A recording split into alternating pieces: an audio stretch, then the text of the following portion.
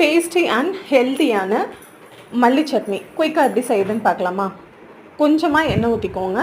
அதில் 3 பல் பூண்டு, 1 பெரிய வெங்காயம், இது எல்லாத்தையும் சேர்த்து நல்லா வதக்கிக்கோங்க. இதோடவே கொஞ்சமாக ஜீரகம் ஆட் பண்ணிக்கோங்க அண்ட் 1 வரமிளகாய் ஆட் பண்ணிக்கோங்க. இது எல்லாத்தையும் சேர்த்து நல்லா வதக்கிக்கோங்க.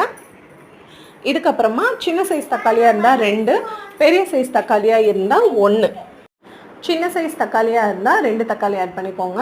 இதனால் முனை கட் பண்ணி இதையும் இதோடவே சேர்த்து நல்லா வதக்கிக்கோங்க. தேவையான அளவு கருவேப்பிலை, தேவையான அளவு உப்பு, இது எல்லாத்தையும் சேர்த்து நல்லா சுருளை வதங்கினதுக்கப்புறமா 1.5 கைப்பிடி அளவு மல்லித்தலை, இதையும் சேர்த்து நல்லா வதக்கிக்கோங்க. மல்லித்தலை வந்து உங்களுக்கு ஜஸ்ட் நீங்கள் போட்ட உடனே ஒரு 2-3 வதக்குனீங்கனாலே போதும். அதுக்கு மேலே ஓவர் குக் ஆகணும் அப்படிங்கிற அவசியம் கிடையாது. ஏன்னா அப்போ தான் டேஸ்ட் நல்லாயிருக்கும். இது எல்லாத்தையும் போட்டு நல்லா வதக்குனதுக்கப்புறமா அடுப்பு ஆஃப் பண்ணிவிட்டு சின்னதாக நெல்லிக்காய் சைஸ் அளவு புளியை மட்டும் இதோடவே சேர்த்து நல்லா வதக்கி ஆஃப் பண்ணிடுங்க. இது நல்லா ஆறுனதுக்கப்புறமா மிக்ஸி ஜாரில் மாற்றி நல்லா அரைச்சி பேஸ்ட்டாக எடுத்து வச்சுக்கோங்க. அண்ட் உங்களுக்கு தாளிப்பு வேணும் அப்படின்னா நீங்கள் தாளிப்பு ஆட் பண்ணிக்கலாம்.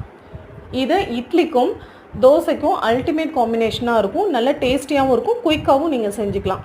இந்த மல்லித்தலை வந்து ரொம்ப குளிர்ச்சியான ஒரு விஷயம். ஸோ இது வந்து குழந்தைங்களுக்கு பெரியவங்களுக்கு 2 பேர்த்துக்குமே இல்லை, எல்லாத்துக்குமே ரொம்ப நல்லது.